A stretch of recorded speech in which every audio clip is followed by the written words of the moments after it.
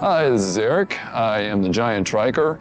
Today I'll be riding the Legacy Trail south towards Lexington and getting on the town branch extension of the trail.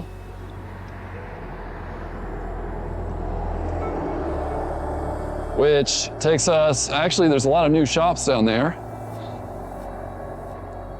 And I brought my drone with me to do some flying down there. It's kind of a neat old district of town that they've revitalized. And I've wanted to fly my drone down there because there's like some old buildings and like a rusty water tower and stuff. Kind of neat to see. Careful here, car, okay. It's getting out of my way.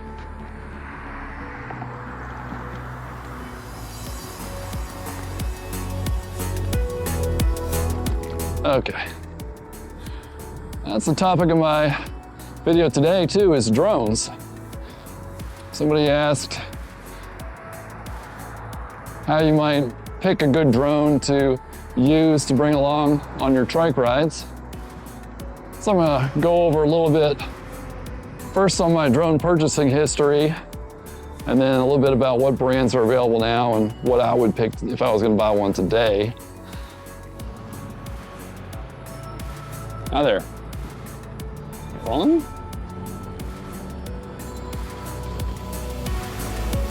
All right, safely cross the street. I'm gonna show you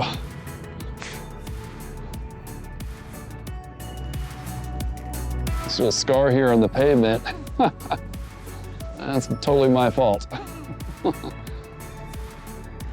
think I mentioned this before in another video. There's a guy standing in the middle of the path. Let's get around him carefully. Ooh. On your left. He looks to be oblivious to the world. Okay. I was riding along and I took that turn, same as I just did, and I get in the road there and I noticed these orange cones. And they were repaving and my wheels were sinking into the asphalt. Yeah, so I got off of there as quick as I could. They didn't have it totally blocked off, so it wasn't my fault, really. I didn't mean to. Anyway. So let's start with the drones I've had before. The very first drone I bought was the DJI Air 1. I think they called it the Mavic Air 1 at the time. The Air 1 was good. It's their middle of the road model. They've got what they call the Mavic, then the Air, and then the Mini. I opted for the Air and I had a lot of fun with that drone. It took some pretty good video and it's good size to take with you on a bike or a trike. I like that one, but eventually I ended up getting the Skydio 2. The Skydio 2 was pretty awesome in how it could follow you. I had some great video from that, but there were a lot of issues with that drone getting stuck in trees or just losing sight of me and not following anymore. And it was really making me anxious. You know, I'm not out here to ride my bike and get anxious. And the pain of using it wasn't worth it for the amount of trouble it was causing me. I know another YouTuber who, his name was the Motivated Rider. He lost his Skydio 2 in a similar incident. I think he hit a power line and it crashed the drone. It made him so sad, he just stopped making videos since then. Hopefully he'll come back someday, but it's been a couple of years, I think. Anyway, I ended up selling that drone. The idea of flying a drone while also riding the bike, I don't feel like I can divide my attention and be safe with both things at the same time, so I sold that one. Last year I decided to get, actually it was a couple years ago, I decided to get the Mini 2, the DJI Mini 2. It's a smaller drone. I ended up not really liking that one too much. The video quality was not great compared to even the Air 1, I thought. I had trouble with the gimbal on that one too. The gimbal was crooked, so I had to like rotate the video. It was really weird. I just didn't really like that drone so much, but it was very compact. And then last year, I got the DJI Air 2S, basically an upgrade from the Air 1, and that's the drone I'm using now, the drone I'll be using today. And this drone is awesome. I mean, the video quality is amazing. It's fast, it has good battery life, and it has a lot of obstacle avoidance sensors that just make it a lot safer to fly. And that's my drone of choice right now. That's what I've really been enjoying. So other than DJI, well, let's talk about what DJI has available now. Since then, they've got the Mavic 3. That's like their flagship consumer drone. So it's gonna have really amazing video. Just, they have the top of the line camera, but it's also a lot bigger. I mean, maybe it's an extra pound, whatever you'd have to carry. But really it's space. It's like it's real bulky, kind of really fit it in my bags. And it's a lot more expensive too. The Mavic 3 is I'm not sure, I don't want to quote the price, but they're quite a bit more. They got the Air 3, which from what I've heard is just a kind of a marginal upgrade to the Air 2S. And then they just came out with the Mini 4. The Mini 4 Pro came out just a few months ago, and that looks like a really good drone. That's DJI. Let me go back about the Mini. So the nice thing about the Minis are they are under 250 grams. In the US, that's like a break point where a lot of the restrictions on how you fly your drone are removed. So getting under that 250 grams is actually really nice. Okay, it's tiny, like very easy to fit in my bags here. Other than DJI, so Skydio pulled out of the consumer market. I don't think you can buy Skydio 2s anymore. So they're not really a choice anymore for a consumer. You got Autel, and I think Parrot or other manufacturers, but what I've heard is, and I've never, a lot of road noise. I've never flown one, so I can't say for myself, but I've just heard bad things. If you want more information about those kinds of drones, I highly recommend a channel called Original Dobo. There's also Billy Kyle and 51 Drones. All good channels for your drone information.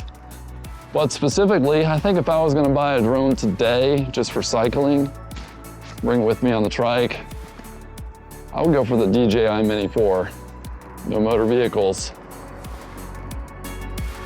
E-bikes are allowed. I looked it up.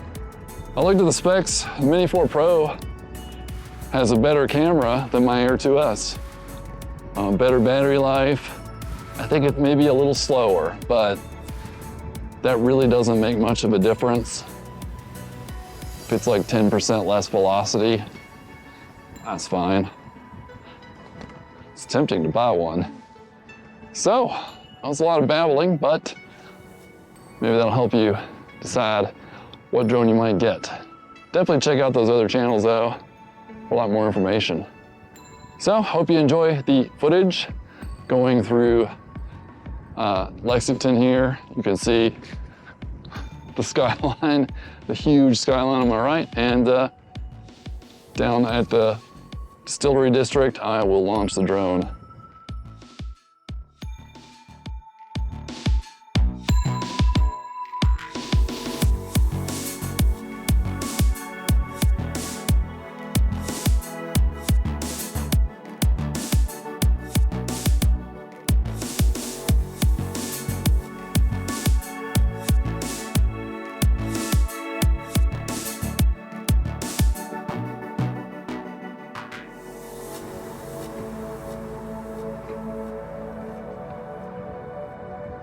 So this bike lane here is very new. They actually just added these flower beds to my left, or whatever these are gonna be. Now, this is nice. This used to be, you just kind of shared the road, but you did have a lane. But this is great. I'm glad they added this.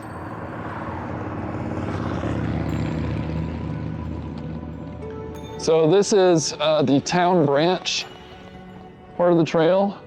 This is still fairly new. They've done this in the last couple of years. And really changed this part of town. Yeah, it looks nice.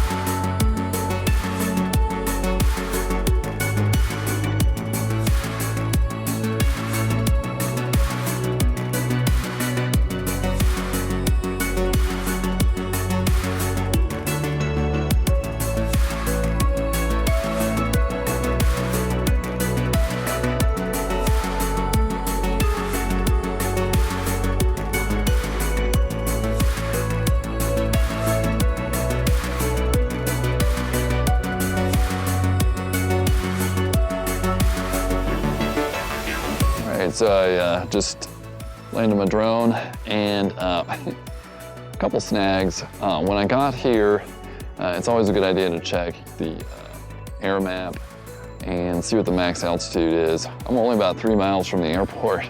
So the max altitude was only 100 feet. And with a busy road here and just a lot of people around, I wasn't too comfortable flying. Normally if you can get high enough, I'm not worried about hitting something, but I really didn't want to hit like a power line and have it land on somebody. So with 100 feet altitude, this is not really a good place to fly, but I got a little bit of footage, but I didn't have the freedom I usually have. I couldn't even get above the water tower. That's something you have to be aware of with drones is make sure you always follow the altitude limit. That's true even with the Mini series. Being below 250 grams, you still have that max altitude limitation, depending on where you are. But yeah, near airports is always an issue.